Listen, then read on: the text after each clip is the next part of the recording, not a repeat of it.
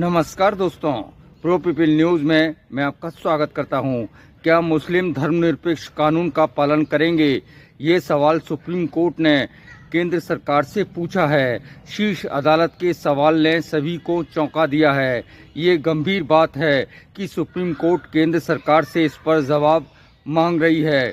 तो क्या देश के मुस्लिम धर्मनिरपेक्षता को नहीं मानते हैं? क्या वे इस्लामिक शरिया कानून को ही सर्वोपरि मानते हैं? सुप्रीम कोर्ट में एक ऐसा ही मामला सामने आया है।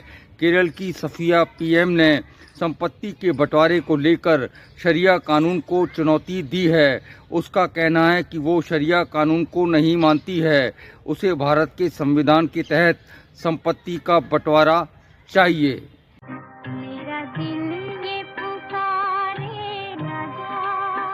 केरल की सफिया पीएम ने कहा कि वो मुस्लिम परिवार में पैदा हुई है, लेकिन वो प्रैक्टिसिंग मुस्लिम नहीं है, इसलिए शरिया कानून उस पर लागू नहीं होता है।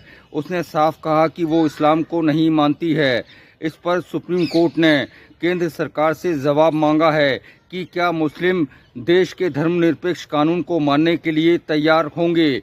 क्या मुस्लिम परिवार में जन्मा व्यक्ति धर्मनिरपेक्ष कानून का पालन कर सकता है या फिर उस पर शरिया कानून ही लागू होगा? देश में इस समय समान नागरिक संहिता को लेकर बहस छिड़ी हुई है। ऐसे में सुप्रीम कोर्ट का सवाल बहुत बड़ा संदेश दे रहा है। मुख्य न्यायाधीश संजीव खन्ना की अध्यक्षता वाली पीठ ने केंद्र सरकार को 4 हफ्ते में जवाब दाखिल करने का समय दिया है।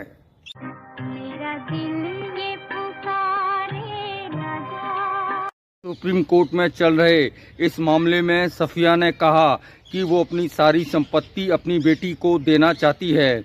उनका बेटा ऑटिस्टिक है, उसकी देखभाल उनकी बेटी ही करती है, जबकि शरिया कानून के अनुसार अगर माता पिता की संपत्ति का बंटवारा होता है तो बेटे को बेटी के मुकाबले संपत्ति में दुगना हिस्सा मिलता है। सफिया का कहना है कि अगर उनके बेटे की डाउन सिंड्रोम के कारण मृत्यु होती है तो उनकी बेटी को संपत्ति में से सिर्फ 1/3 हिस्सा ही मिलेगा, बाकी संपत्ति किसी रिश्तेदार के पास चली जाएगी। सफिया ने कहा कि वो और उनके पति प्रैक्टिसिंग मुस्लिम नहीं है, इसलिए भारतीय उत्तराधिकार अधिनियम के अंतर्गत उनकी संपत्ति के बंटवारे का अधिकार मिलना चाहिए।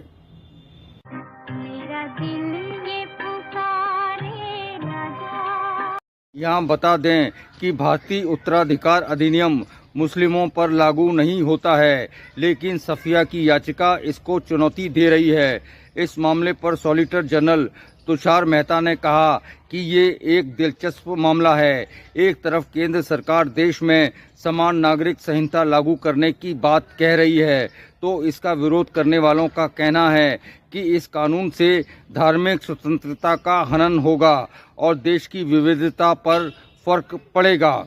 इन सबके बावजूद लोग इस बात से सहमत होंगे कि सभी के लिए एक जैसा कानून होना चाहिए, क्योंकि भारत का संविधान सभी को बराबरी का अधिकार देता है। यही संविधान की मूल भावना है। अगली बार फिर मिलेंगे किसी नए समाचार के साथ।